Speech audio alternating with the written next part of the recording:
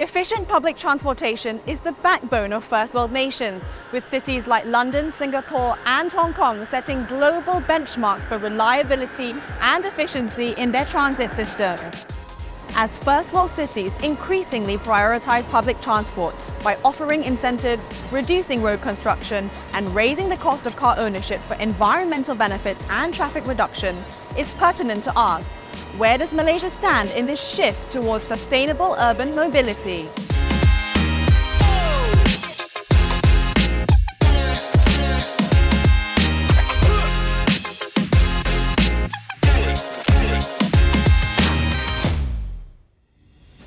Despite significant advancements in its public transport system, including LRT, MRT, monorail and rapid buses, Malaysia continues to face challenges with delays, last-mile connectivity and safety. With Prasarana having seen 3 different CEOs in the past 5 years, FMT recently met up with the current CEO of Prasarana, Azharuddin to seek his views about ongoing issues and the future direction of urban mobility in Malaysia. Your vision for Prasarana and what your objectives are, both short-term and long-term. Connectivity and mobility for the people, that they can go in their business and run their errands or go to school in a very safe, effective way. So that is a mark of a great city. Any great city that you look at now.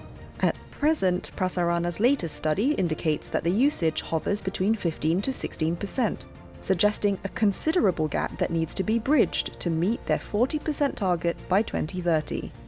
Malaysians' usage of public transport services is still pretty low. What do you think that can be done to change perhaps that perception that public transport is not for all of us? We've got to provide a reliable service, and that's something we're trying to improve on every day. When I mean reliable service means if you say it's on time, it's on time. It doesn't break down. Today, Prasarana faces a steep challenge with a 50% fall in bus ridership, mainly due to more people owning cars and reduced bus capacity post-pandemic. They're responding by boosting their fleet from 800 to 1,000 buses by year end, aiming to enhance service and efficiency. Got to purchase or lease buses based on need. So if you have trunk routes, a high ridership, obviously we have double-deckers or long buses. But your feeder buses, the more important for us is frequency. We don't have enough, or we need to have more bus stops that are covered as safe and lighted. These are basic facilities and infrastructure, in addition to building a world-class rail infrastructure.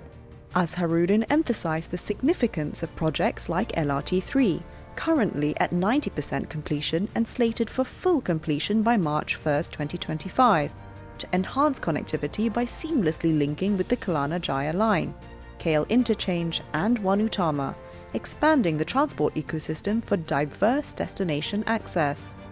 It covers an area that you would imagine near to the most congested highway in the country, which is Federal Highway.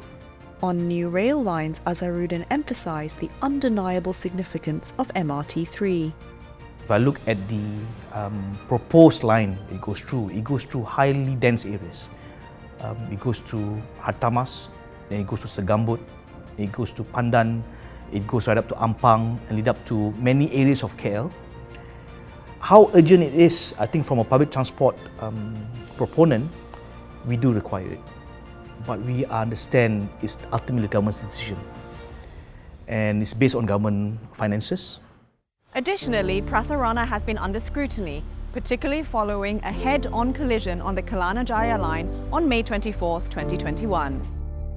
This incident, which occurred between the Kampung Baru and KLCC stations, involved an empty manually driven train and an automated driverless train with passengers, resulting in 47 serious injuries.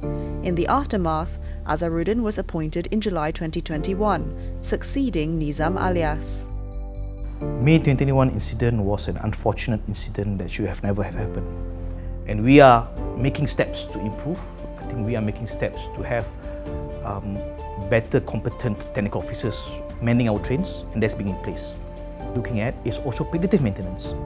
And that is a system that's being emulated by most top operators in the world. And again, we are learning. To enhance passenger journey planning convenience, Prasarana is planning to upgrade its app, Pulse. As we strive to improve our rail and bus services, the customer must have the right information at the right time to plan a journey. So our app at the moment is what we term as developmental stage. It's been around for about 2 years, but we're not there yet. We want it to become an application that's used every day for other things. First and last mile journeys, to plan to go where to go in KL. Under the current leadership, significant efforts are underway to elevate our public transport system to new heights, yet numerous challenges remain to be addressed.